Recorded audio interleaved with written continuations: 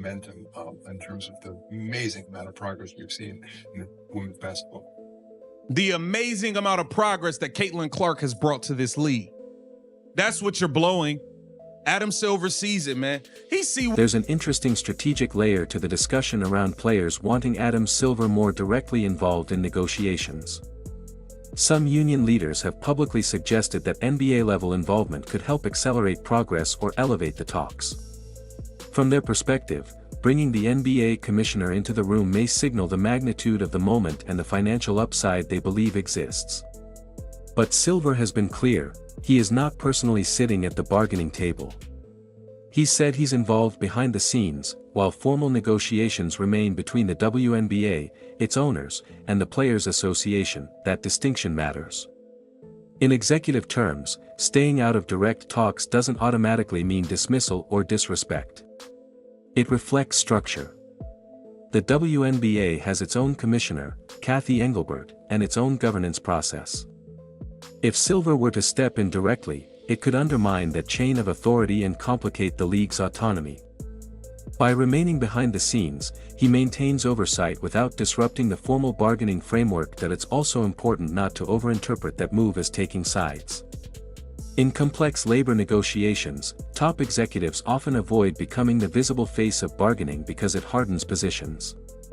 If the NBA commissioner personally entered the room, expectations could escalate instantly, and any failure to reach agreement could become even more public and contentious. Staying one layer removed gives flexibility. From a power dynamic standpoint, this isn't necessarily a snub or a declaration that one side matters more. It's a reminder of organizational hierarchy and process. The WNBA operates with its own leadership and its own board of governors. Negotiations are designed to happen at that level. Silver's role is broader, protecting the long-term health of the NBA ecosystem, which includes, but is not limited to, the WNBA. Framing it as ghosting oversimplifies what's likely a calculated governance decision. High-level executives frequently influence negotiations indirectly through ownership groups, strategic guidance, and financial parameters, rather than through face-to-face bargaining. That approach preserves structure while still exerting influence. Ultimately, the question isn't whether one side miscalculated or got snubbed. It's whether the existing framework can produce a deal that reflects the league's growth without destabilizing its finances. Silver's distance from the table doesn't eliminate his influence, it just defines how and where that influence is applied.